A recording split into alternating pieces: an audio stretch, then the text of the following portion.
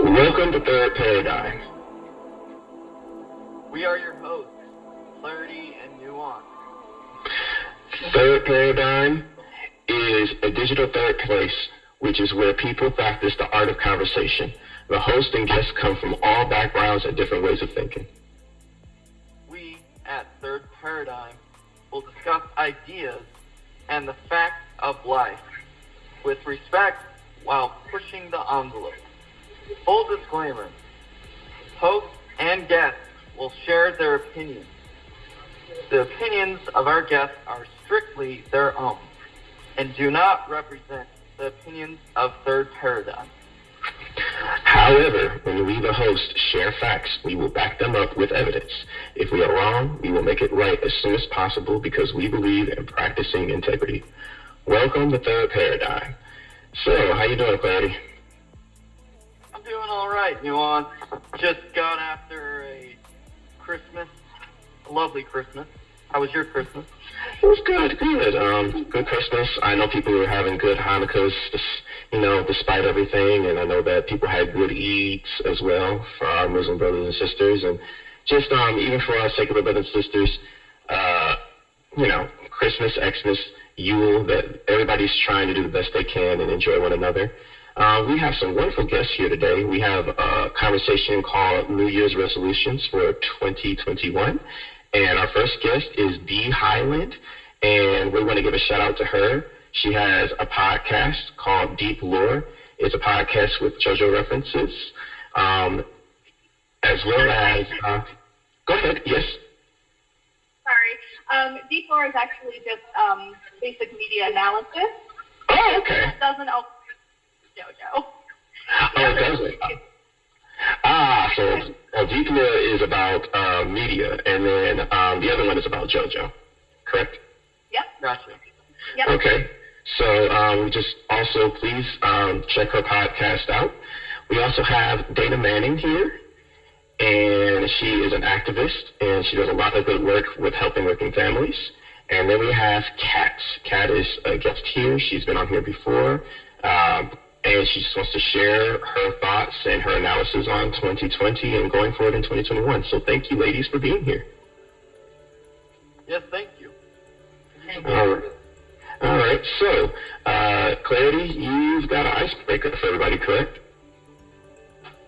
Yes, I do. This is one that I personally came up with myself. Are you a coffee or tea person? This is open floor for everybody. That's kind of tricky. It really depends on the time of day for me. First thing in the morning, I cannot function without a cup of black coffee. But any other time of day, it is absolutely fair game. But I am also extremely picky about my tea. Okay. Kat here. Oh, sorry. No, I didn't mean to cut you off. Go right ahead. No problem, Kat here. I am pretty exclusively a tea person. It's not that I dislike coffee. It's that my bladder or my stomach can't really handle it. It's just too inflammatory for me personally, So I just stick with tea. When I do need energy, I'll stick to a green tea. But I think of myself as a tea connoisseur. My family typically always wants me to make tea for them. So because they say that I'm really good at it, I don't know if that's any marketable skill or anything. But yeah, I love tea. So now, that's my other question for you. What kind of tea do you enjoy? I guess I can still go Kat still here. Like I said, in the mornings, if I need it, especially if I have to work or anything, I love green tea. My favorite being it's like this blueberry green tea that Yogi makes. Really good. I have too many teas that I like. Next some peppermint, Tazo's passion tea. I love citrus teas. there's so many that I like. There's a bunch of different teas that I love. I love milk teas, herbal teas, green teas, all those other things. So, yeah. Yeah. All right, thanks for sharing that. Yes, I guess that does that leave me. Well, I about a year and a half to 2 years ago stopped drinking coffee because I realized that was what was amping me up way too much in the mornings, and because I used to drink like, I don't know, 3-4 cups of black coffee. I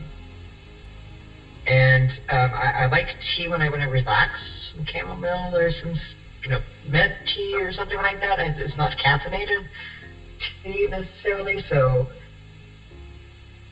yeah, I would go, but I don't really do that a whole lot either. But I don't know, I love the smell of coffee.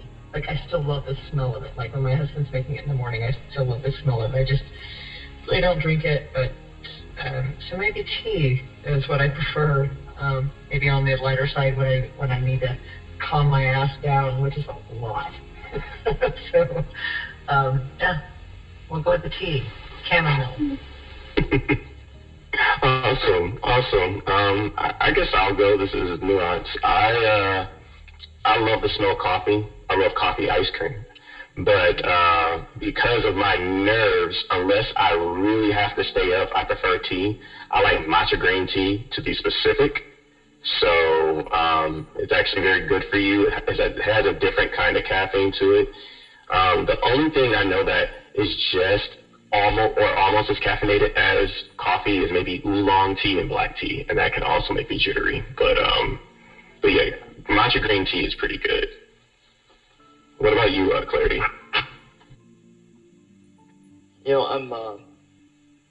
I'm a both coffee and tea person for sure.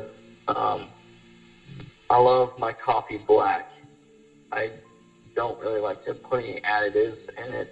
I just like it just black, straight from the pot. Tea, oolong is my all-time favorite. Oolong tea is just very calming for me, and it makes me relax. Awesome. Great icebreaker, man. So, all right, well, everybody, let's get into these questions for New Year's resolutions. So, question number 1. What's one word you don't want to hear after 2020? And I'll direct this one at Ms. B. Highland. What's one word you don't want to hear after 2020? And then anybody else can take it afterwards. I think the word pandemic is the word I definitely don't want to hear again. Or oh God, the phrase, in these trying times. I'm so sick of it. Yes. I agree. I highly agree with that. Every post, everyone is just kind of like, in these trying times. It's like, yes, we know. These trying times. Don't remind me. But yeah. All right. Thank you so much. Kat, what do you think? I definitely relate to the last few answers. For me, I think I don't want to hear 2020 itself. Like, I just don't want to hear, people say 2020 anything. As much as I have been garnering more and more of a dark sense of humor due to 2020 memes, I think I'm kind of over the very 2020. It doesn't make sense, the very word 2020. I just don't want to hear about it. I have a friend that said 2020 for them has become like a curse word. So that is definitely one. I don't know. I think the other word, potentially, this may trigger some people. I don't want to hear the word election either. I think I I think I didn't sleep for 3 days because of that, and it just, it's just been a lot going on. And I definitely agree. I kind of also don't want to hear the term COVID. I can't escape from the word COVID-19 ever. Everywhere I go, it's there. When I read, it's there. When I study, it's there. When I talk to people, it's there. I know I can't escape it, but I can still dream of not hearing it anymore in 2021. So yeah, those are my answers. Thank you, Kat. That was very colorful, very well said. And Dana, what do you think? The one word I don't want to hear, which is not going to happen, but I don't want to hear Trump. Like, I know that's not possible, but the question is, what's one word you don't want to hear? That's just what I don't want to hear. I just don't want to hear, and I don't want to hear about, Trump at all. Like, let's move on and let's fight the new fight that we have to fight, and that's against our own people to try to help our own people. Like, let's fight to get good things for all of us. All of us actual, ordinary people in the United States. I don't care about politics. That's the other thing is, like, politics. That's the other word I don't want to hear. Well, it's politics. That's why you couldn't get what you wanted. Well, it's politics. I don't want to hear that. No, that's what I don't want to hear. I don't want to hear Trump, and I don't want to hear politics. I want to hear people for the people is what I want to hear. Is doing things for the people and helping us actually move forward in a way that helps the people, not the politicians. Wonderfully said. Thank you. Thank you very much. All right, Claire, do you want to take the second question? Sure. So this question is, what are you looking forward to most in 2021? And I'll direct this question to Kat. Okay, excuse me, Kat here. One of the things I definitely look forward to is I absolutely want to become more financially stable in 2021. This year definitely has taken a really good kind of falcon punch to my financial jugular, and I think this has been a very destabilizing year for all of us. I think this has been a very rough year for all of us in so many different ways. So many of us got laid off. Some of us lost jobs. Some of us have been having a difficult finding jobs. I just look to, and this is me personally, I'm just looking to furthering my career and hopefully just being able to be more stable and see other people become more stable. I want to see other people do well too, because, as a whole in America, we've been struggling like real hard, and I just want all of us to do better and be able to overcome during this time. We still have so much more to go, but that's one thing I definitely look to. I also look to, and this is a personal thing as well, I look to better health. I have a lot of health issues already, and this year, you guys see I'm avoiding saying what year it is due to my last question's answer, but my health has been crappy this year because of stress and everything else. I just look to better health and feeling better. And I hope the same, like I said, for other people, whether, they are ill with the plague or not. So, okay. I'm done. I'm sorry. Thank you for sharing. That was very deep.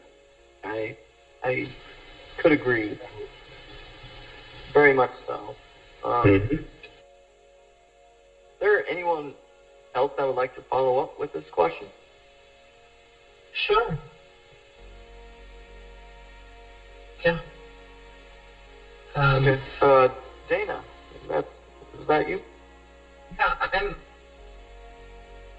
looking forward to us being able to take control as a people, as citizens, as people who are of the electorate, not the politicians, of pressing these people.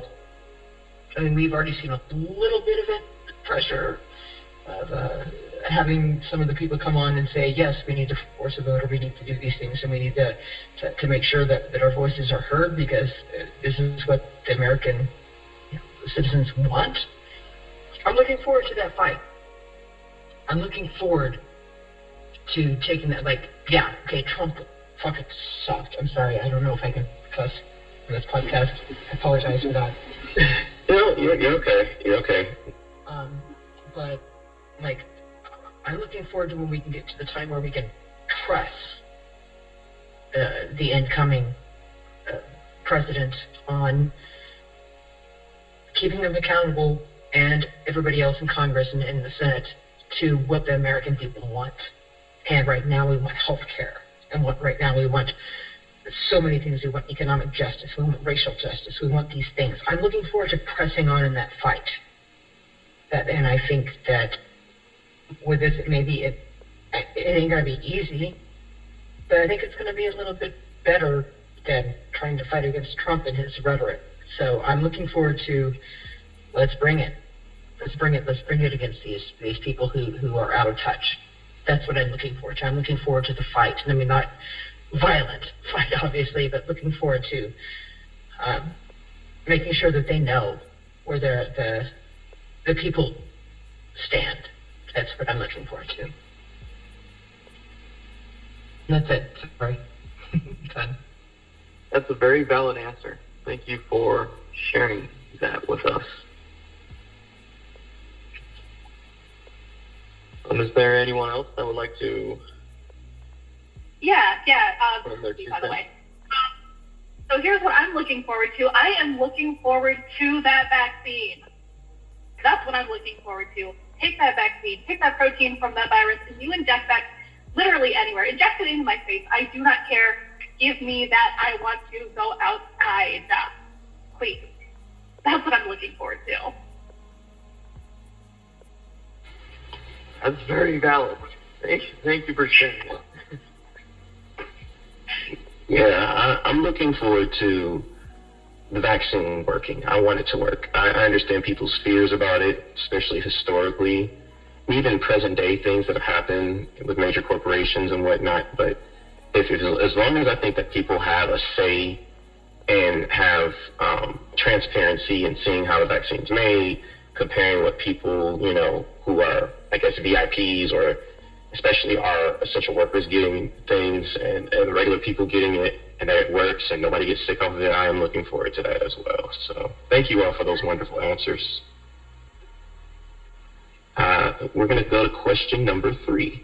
Where do you see yourself in December of 2021? So where do you see yourself right now, a year from now, today? And I'm going to start with Dana.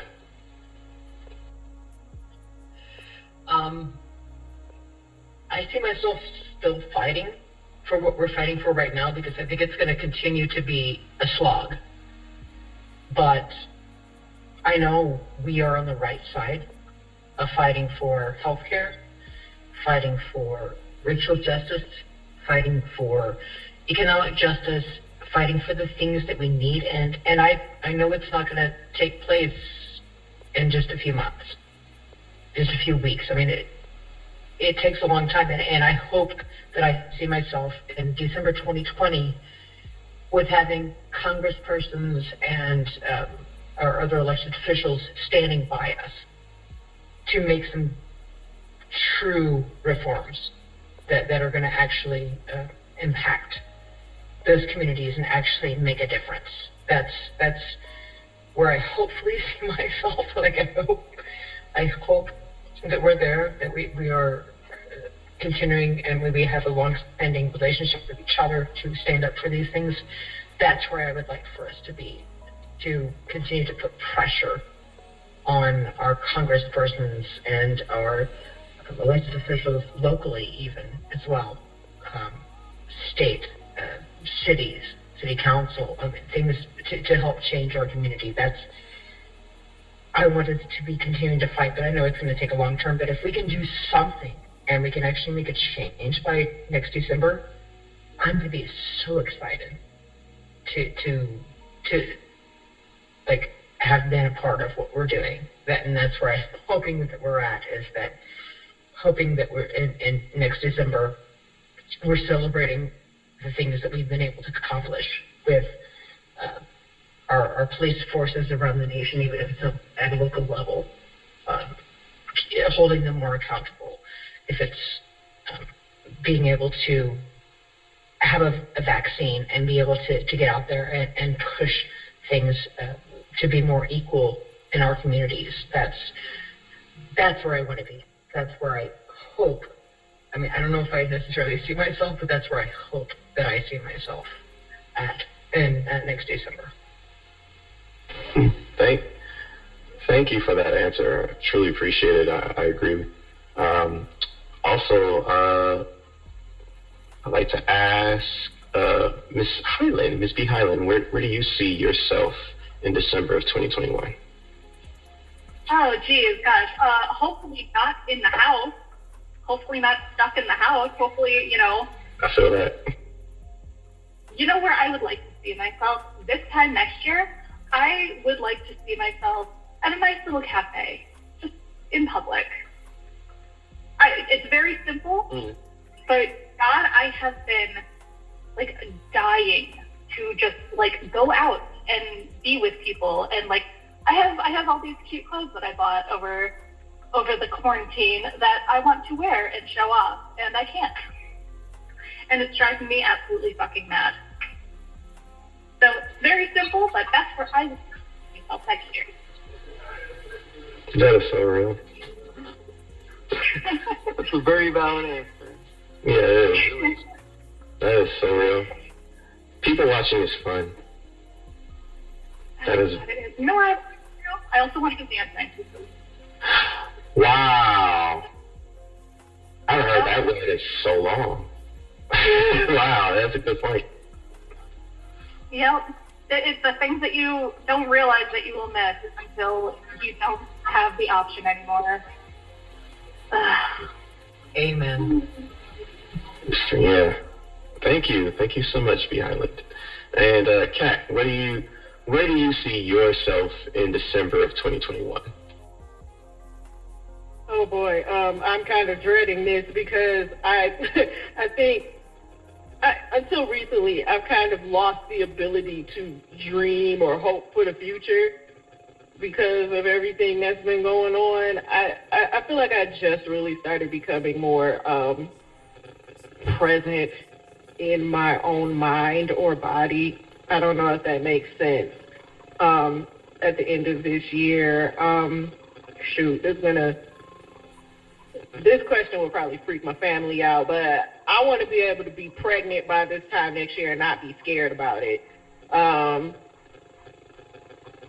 That's one big thing. I've had friends that have been, pregnant during this time, and, just listening to how stressed out they are and just how scary it is. I feel so sad about that, in my mind. Now, mind you, not all pregnancies are the same, but I do know that, ideally,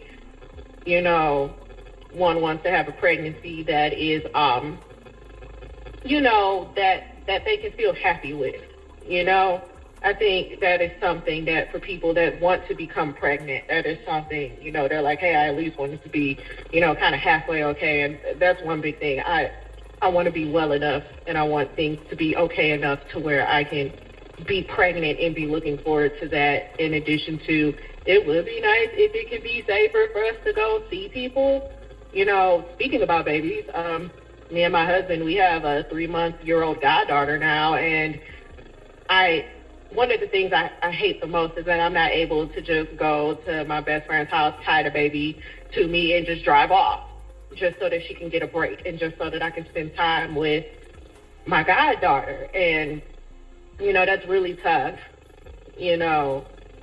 So I don't know if this is so much where I see myself or where I just hope, literally hope that hopefully we can get something slightly more normal, but we have to see, so I'm hoping for that.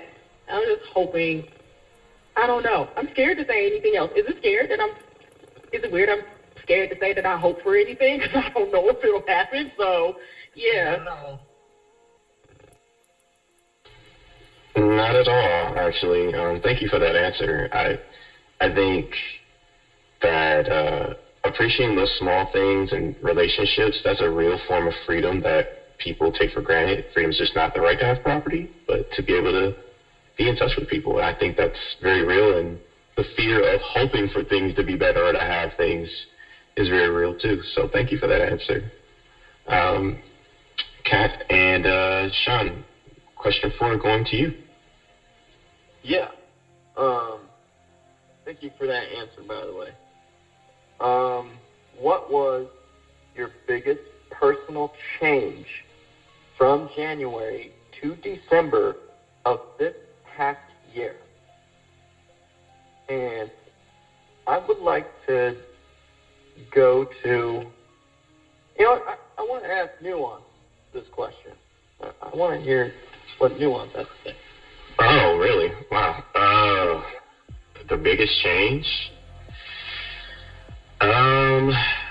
The biggest change, I would say, is like wiping every little thing down. Like, whenever I go to the grocery store, I wipe everything down. And I didn't have to do that before.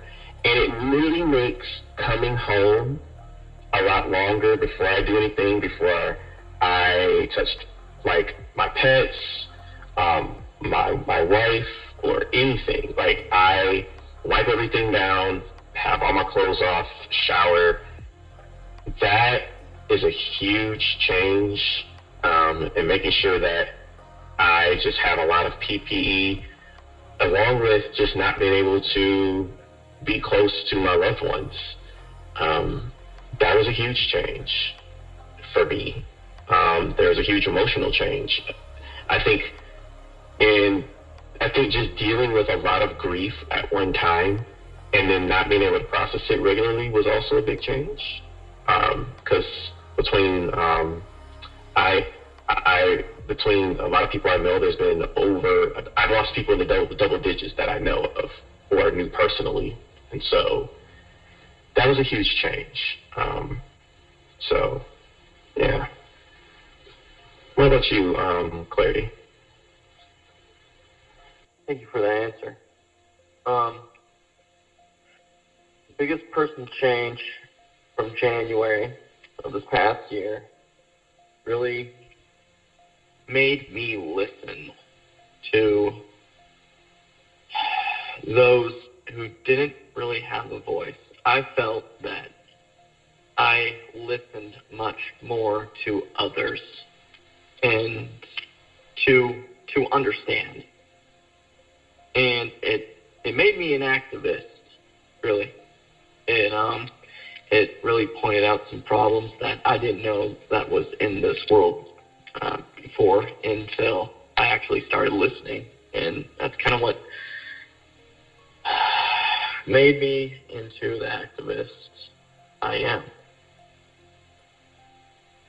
And would anyone else like to chime in on this question? Thank you for that answer, Clarity. Kat here. I have literally no idea how to answer this question because so much has been going on this year. I made a mention before just that, like, I feel like I just kind of regained some type of way to be able to even attempt to hope or wish for the future. I've spent a lot of this year in a state of disassociation. I definitely lost a lot of people this year. The number is somewhere around 20 right now. I recently lost another family member within the last week and a half. And I think I just got news of one maybe about a day ago. So I've spent a lot of this year learning how to mourn more than I have before. That's one big thing. It's like learning how to come to peace with a worldwide trauma. That's been one thing, is learning how to come to peace with it, how to come to peace with learning how to live to honor those that have gone on because of this disaster.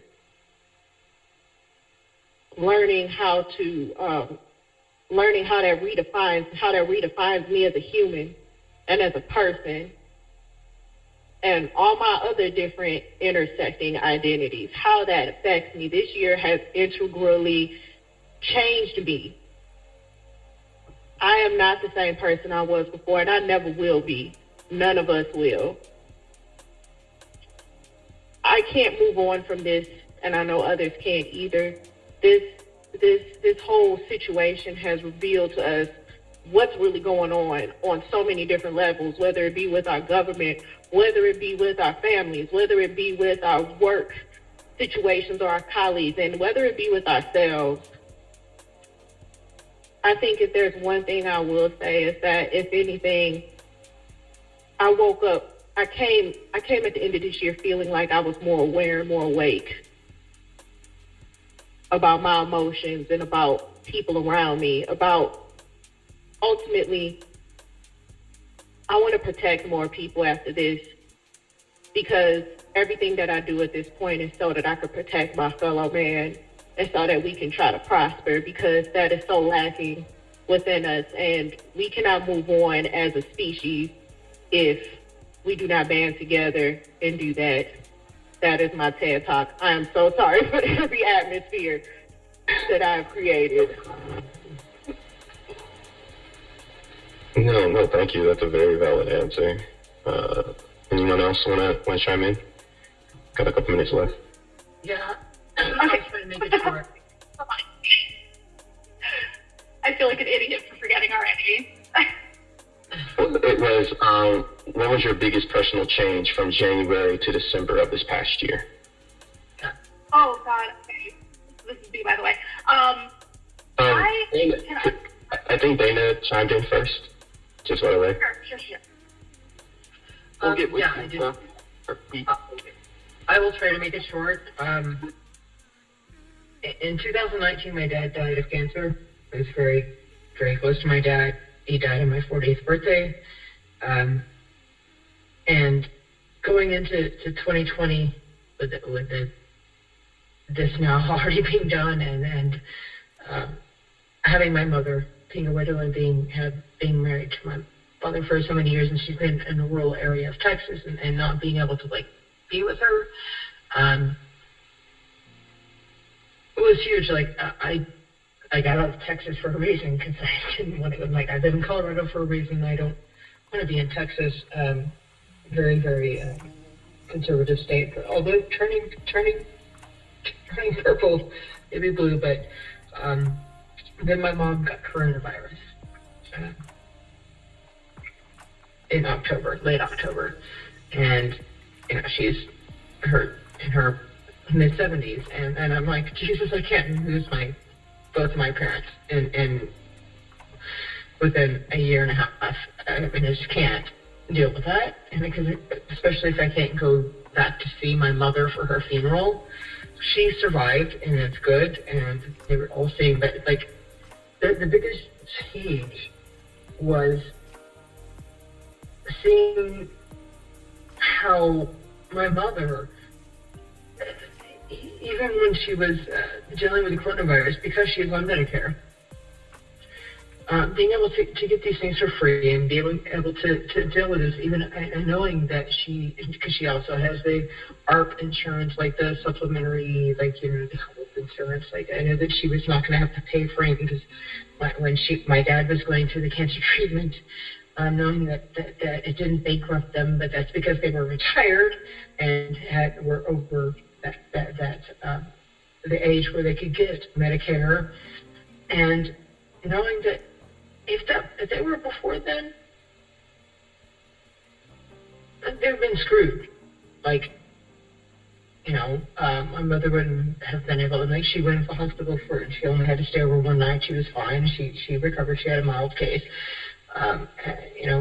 My father had gone through major cancer treatment the last 3 years, and they didn't go bankrupt because it was covered by what they had, but they had a supplement to Medicare for All, which in our current Medicare for All bills that are being proposed in the Senate and in the Congress would have paid for those other additional things. Like, that's what everybody could have. Like, knowing that other people are suffering through this and they're not making it. They're not, like, I still have my mother. Like, my dad died, but my mother is still there, and she had coronavirus, and she still made it. She was, okay, it is a mild form. She didn't have to put on a respirator or anything like that, but I'm like, this is scary. This is what's changed a lot for me. It's like, why is this still there? Like, I've always been very, very much for Medicare for All. I've very much been pushing for all that, but like, I'm not the only person who's going through this. I'm not the only person who's like, oh my God, my only remaining parent now has coronavirus. And like, it hit me just really, really hard of why the fuck don't we have this?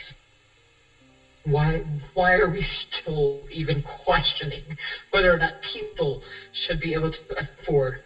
Because, my mother has great health care, and my dad did too, and so they didn't go bankrupt with that. But I don't have health care. My husband and I do not have, we are not covered. So if something happened to us, if either one of us got coronavirus, and it was a severe case, we would be fucked. Severely fucked. Because we both are contractors. We don't have health care through our employment. And we don't have guaranteed health care at all. And we're not at that point where, we don't qualify for Medicaid or anything. Like, he's an attorney, but he's a private practice. I do private contract work through my, no, we don't have health insurance. So if either one of us got it, we would be bankrupt. Like, it changed this year. And it's great that my parents were able to do that because they were older and had Medicare. But I don't. And neither does my husband, and neither do my niece, who I love very much. I mean, both Mike and I are child-free by choice, but I love my niece. I love my nieces, nephews. I mean, like, this is not okay. And that changed because it's just, nope, I gotta fight for people. And I gotta fight for myself.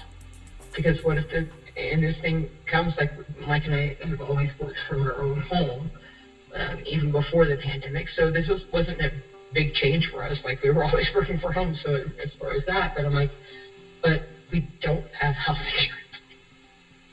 So it could kill us and kill people we love. I mean, but that's the difference is my mother had this, and so she got good treatment, and she was able to survive this. What about all of us, like, all the people, like, particularly we want to protect the future generations? No, you don't, you fuckers, or you would actually do something about this, and do something about their financial circumstances.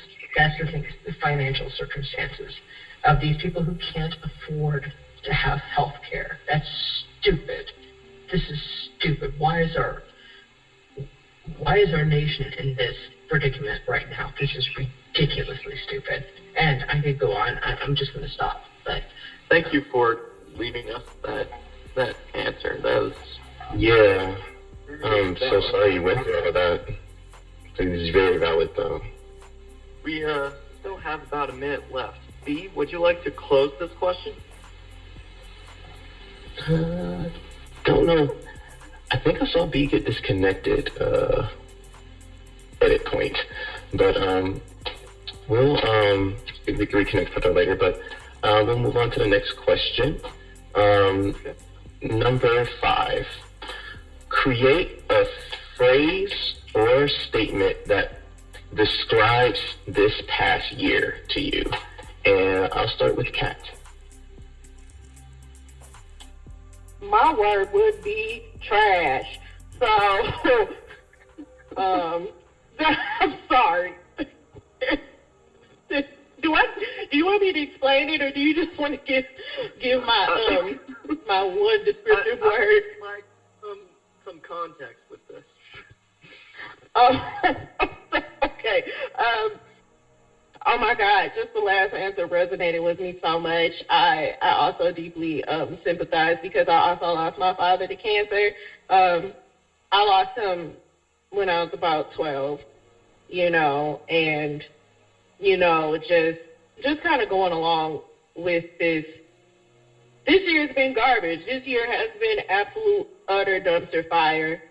It really gets to be that, me and my husband, went through so much. He got laid off, and, I'm a full-time student, and we had to deal with almost getting evicted a few times. And we're like, what are we supposed to do? We don't have nothing to give you, so, and just kind of dealing with, in a lack of better terms, I study international government and how all those different global institutions work and blah, blah, blah, blah. So looking and having to deal with all this data and research and scholarly literature and just seeing how, now mind you, there is no perfect country on this planet. I want to preface with that first. I think that the person that got disconnected is reconnected. Hi, I'm back. By the way. I'm back. No, I'm glad. Yeah, I heard this. So we're just glad you're back. So that was irritating. So I'm definitely not the host, but just to kind of bring you back up to speed, this question that we're on right now is, if there was one word you could give for this year, what would it be? And my answer was trash. So to kind of extrapolate on that really quickly, I think I only really have like a few. No, did she get disconnected again? But no, I'm here. Oh, you still here? I thought I heard something else. Okay, yeah. It's just kind of been garbage, like just this entire year. Just seeing how much all of us have been struggling in the U.S. and just, I'm not going to lie, it's kind of been, when you really consider context, it's embarrassing when you have people from other countries look at us and like, what is y'all problem? Why can't, aren't you guys supposed to be the superpower in the world? And it's like, I mean, I guess, but we don't look like it right now, and it's just been really getting to me, just seeing people not being able to get by with health care, not seeing people who had jobs and who are gainfully employed lose the roof over their head, to see people not be able to afford to pay for their phones at all. That's another thing I dealt with this year as well. Not being able to, seeing people being like, should I stay in school because I can't afford for all of this stuff? What about food? What if these people get sick? I don't even want to bring up other dimensions into this, but a big reason why I saw a lot of death around me is because I'm an African American, and this virus affects our community 3 times as much. The vast majority of people that I've seen die were African American, and a good chunk of them were my family. And I'm just like, and I'm also immunocompromised, so this whole thing has been like absolute hell for me. I'm like, dude, if I catch it, I'm dead at 30. I have lung and respiratory issues without the coronavirus. I'm sorry if this was one of a person's, like, I don't want to hear that word anymore in 2021. Yes. I said I would be almost dead on sight. So would my mother, so would my siblings, so would my grandmother. That's been a big one for me. She's been so terrified this year. And I'm one of her caretakers. She's 94. And she has been scared to tears. She's been having panic attacks. She's 94,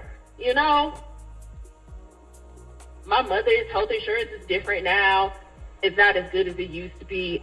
Oh my gosh, it's just so much. If I get to ranting, I'm gonna shut up. thank you for listening to me again. So, thank you for that insight. Yes, thank you so much, Kat. Actually, I want to give this to B, because you had an answer of what was your biggest personal change from January to December this year, and create a phrase or statement that describes this past year for you.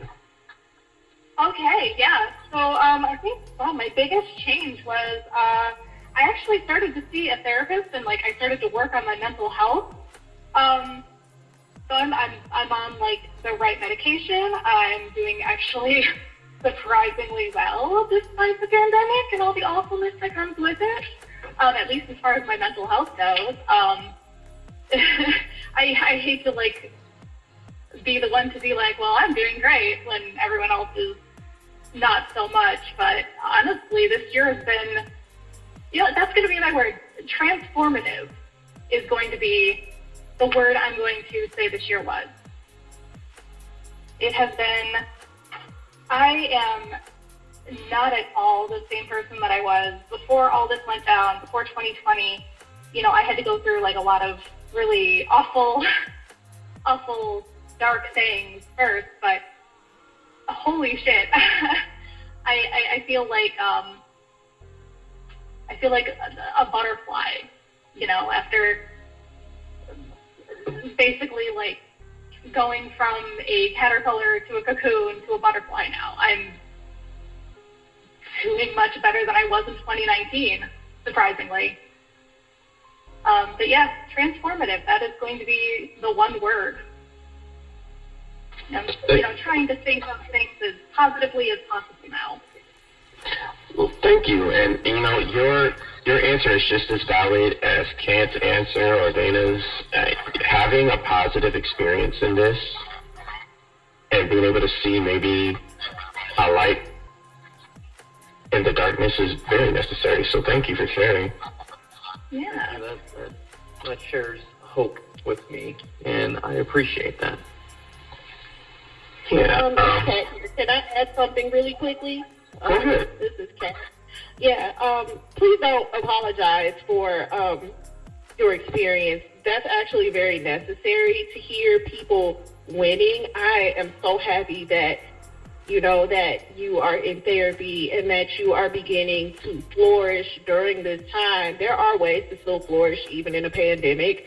Another word people don't really want to hear anymore. I'm so happy that also I take medication for for psychiatric conditions as well.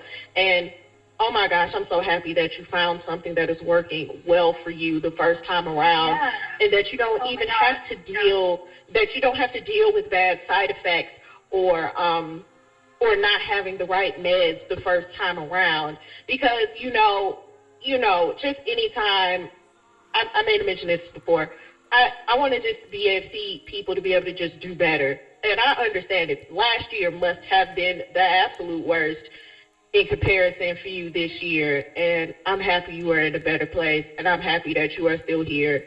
I'm happy that all of us are still here, at the end of the day, that's the biggest one for me. I got really, really lucky that my therapist was absolutely fantastic, and that, like, my medication actually worked for me the first time. I know it isn't usually that easy, but I really lucked out, and it's really helped me kind of take this year by the horns and just make it my bitch, like this. You got to, yeah. Right. Like I would not have started like podcasting and putting myself out there as much if I wasn't shut in, I guess, is what I'm saying. Absolutely. Are you the one that? I'm so sorry. Oh no, go ahead.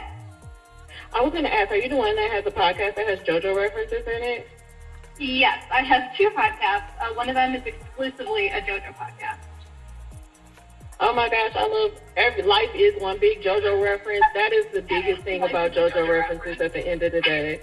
Life is a JoJo reference. Yep. This podcast is now a JoJo reference. There's nothing you can do about it. Yep, this one is.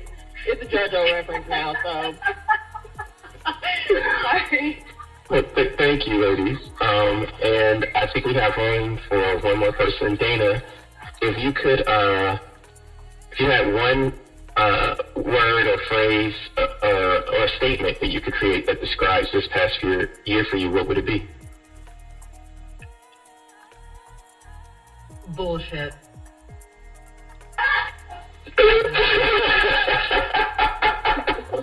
The last year, I mean, like, all pretend that we agree on shit, and no, bullshit, man. We need to push. We need to push for things, and what we've seen so far, we haven't done that. We have the people, we have the grassroots, and the things that we've been seeing are totally against the people and the grassroots, and it completely. So it's bullshit. Even like, yes, I agree with Trump. Let's give $2,000 per person. Yes, let's do that. I agree with that. I know it's bullshit on his part too, because he's just like, it's all bullshit from these people. They don't care about the people. They don't care about what we're going through. And so, yeah, that's my term. Bullshit. Bullshit from every side, every angle, everything coming against us. And we've got to fight. We've got to fight. We've got to fight their bullshit. That's just, yeah. That is so real. Thank you. Thank you, Dana. All right, Clarity, you got number 6? Yeah, I'll take this one. Describe one thing that someone said today in this discussion that touched you. And I would like to call on Kat on this one. Okay, Kat here. To be very, okay, this is going to be difficult. I think there were things that, like, the other guests here have touched on that really touched me as well. And I think that they really do serve kind of as a nice kind of antithesis to what things could have been like this year. On one side, you know, one guest mentioned that it was Dana. She mentioned about how this year has been just absolute, you know, it's just been awful. She talked about what happened with her father, and then she talked about the situation with her mother catching the coronavirus, and then just discussing how, like, just the different implications that this has for in these different, you know, tiers of our what is the word I'm looking for? Just different tiers of life, of socioeconomic life within America. That is so real. That has been, you know, that is real. We can't ever escape from that because, you know, it just is. You know, it affects you, it affects me, it affects all of us. If we aren't in like that special smaller than 1%, then things have been awful. And we do need to push and we do need to fight to make sure that we as a nation preserve the shape of government that it's said to want to be, which is a democracy, which means that power to the people at the end of the day. And we have to continue to push for that and not allow for that to be morphed into something else where power is continuously being taken away. One. Then there's the other side where I appreciate talking about personal victories. There have been a few personal victories, you know, like for her to talk about her the victories with her mental health, and that is something to be celebrated. A big thing for me that I celebrated this year was my oldest brother. He just bought a house. He is a recently divorced single father of twin girls, and he is on his time where, you know, they stay mostly with him during the school year. He, through all of the hard work, I've seen him, you know, struggle and fight in his life. He is an extraordinarily talented artist, and he has fought and fought and fought, and he was able to buy a big house on his own. And bring my mother and grandmother with him, and then the twins will be able to have their grandmother and great-grandmother with them. That was such a big point of my year because I was involved in the moving process. This was a victory. It's not my personal victory, but it felt like it was, and I was able to celebrate in that, you know. And a big reason why I quarantine and PPE so hard is so that I can make sure that I am safe for not just them, but myself and others around me. And so this year, I feel like we can hold these things both to be evident and true, which is we have a great fight. We have a great battle ahead of us as well. But there also can be things where you can have personal victories, where it can come up. This is a year of big highs and big lows for people, you know, in various ways. And so those are things that's kind of like takeaways I took, and those are both things that greatly touched me as well. So thank you for sharing that, Kat. B, describe one thing that someone said today in this discussion that touched you. Well, okay, how do I follow that? How does anyone follow that up?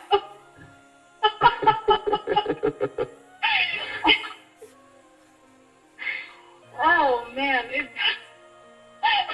like sending me on stage like after Mozart with a clarinet and being like, okay, go do your best. No, I think one of the things that really touched me the most was being reminded about the fight that is still going on, and you know, being quarantined as I am, I don't really put myself out there because I use my voice and I can't really afford to get COVID again. I am quarantined. I don't really go anywhere if I don't have to. So it's very easy to forget that people are still fighting these fights everywhere, you know. I don't know how you all lean politically, or I can guess, but the election this year felt like such a victory, and with everything else going on with me, I had almost forgot that it was a thing. So yeah, this was a good reminder.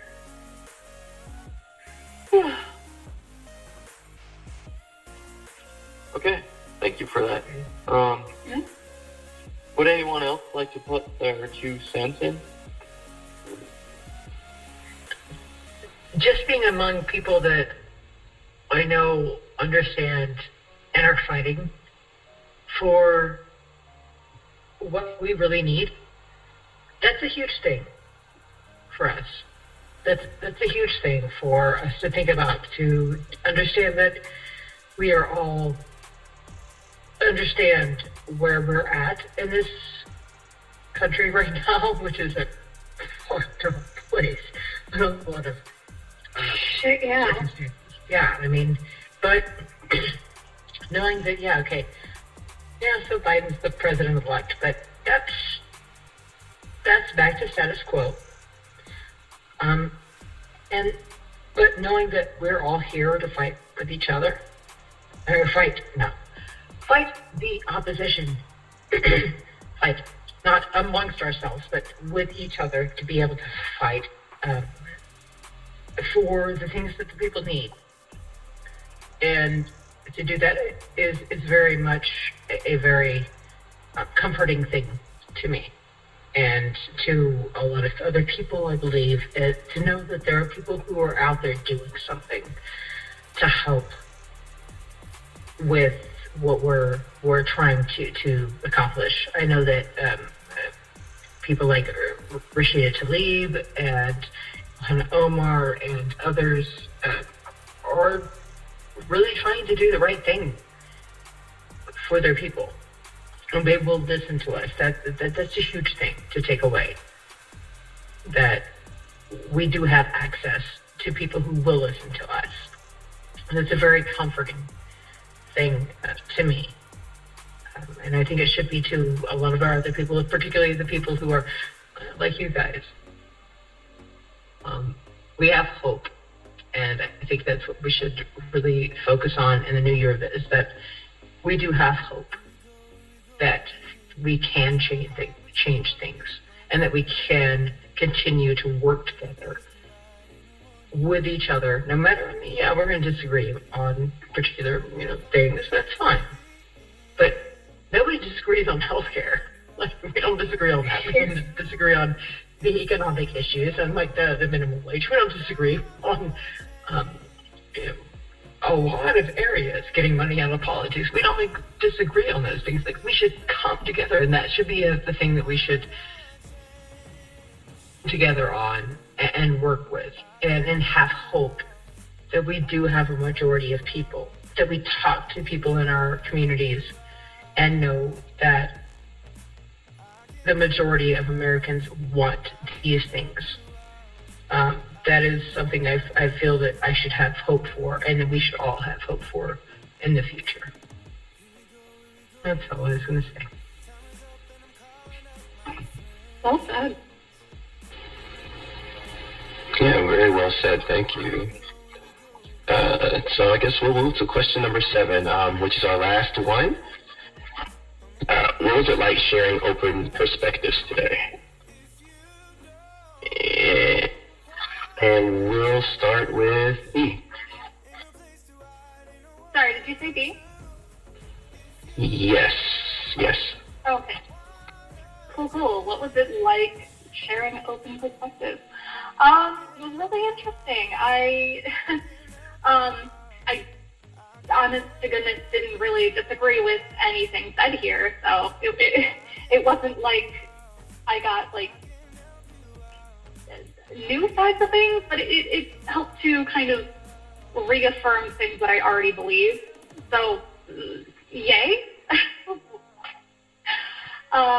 But no, it was a good conversation. I enjoyed hearing about people's personal experiences in this pandemic, hearing how it affects everyone differently, and good stuff.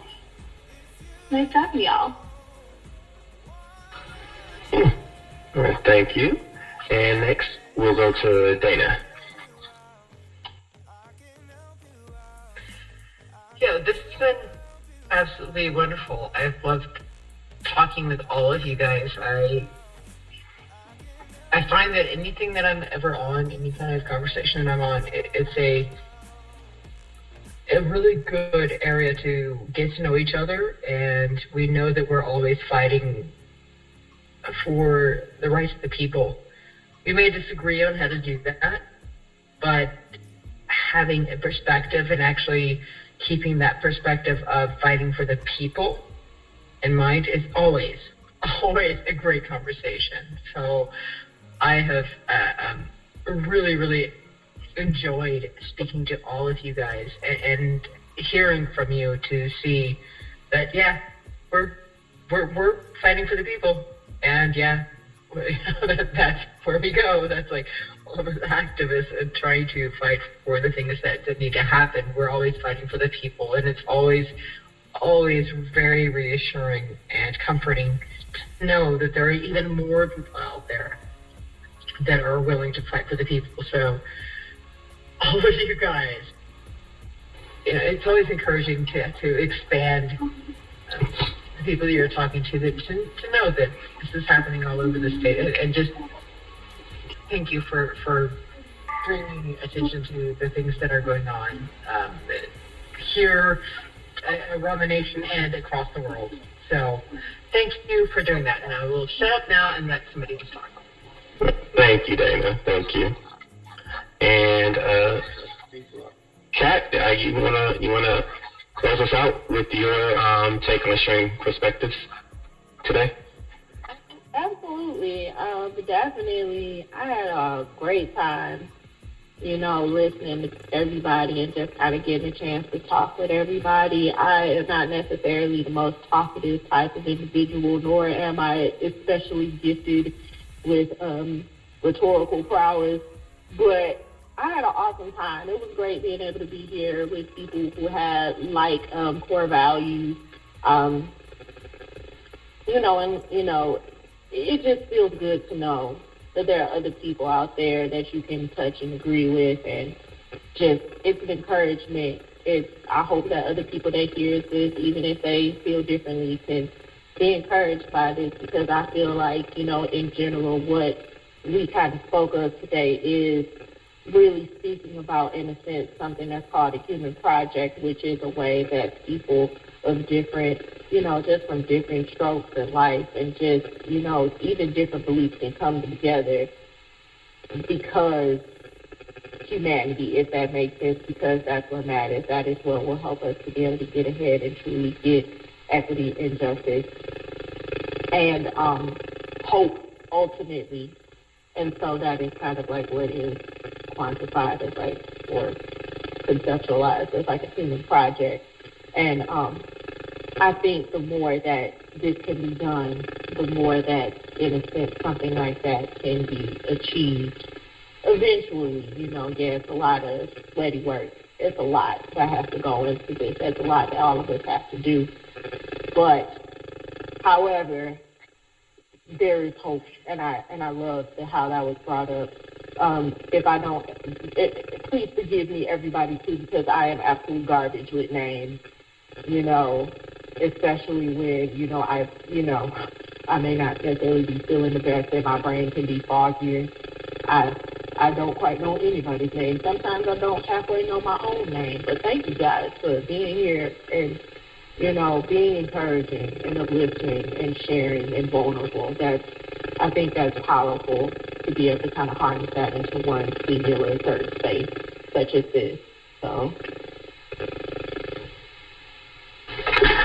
All right. Thank you, Kat, and thank you, everybody. And thank you especially to B. Highland, especially for coming out. You're the host of Deep Lore, and is this podcast a JoJo reference, which can both be heard on Buzzsprouts. So I got the names right this time, correct? Yeah, you got it right. Awesome. And thank you, Dana. Thank you for your passion, bringing your activism in. And thank you, Kat, just for rounding us out and just kind of pulling this all together. You actually do speak very well. And thank you, Clarity, just for hosting this with me. And we hope to see you all again. Happy New Year to everybody. And let's keep moving forward. Keep up the good fight. Keep running to finish the race and keep the faith. Signing off. Thank you, everybody. I feel like all you guys are my brothers and sisters, so. Oh, thank you. Let's fight. Let's go. Yep. And next week's episode, we will be talking about the Fun at Work Day. That Saturday will be Fun at Work Day. We'll be talking about being overworked as well as being burnt out and how we can fix that in our workplace so we can have a better society. I think a lot of people thought about that this past year. So thank you all. Have a good night. Can't wait to hear it. Thank you. Absolutely. All right. Bye.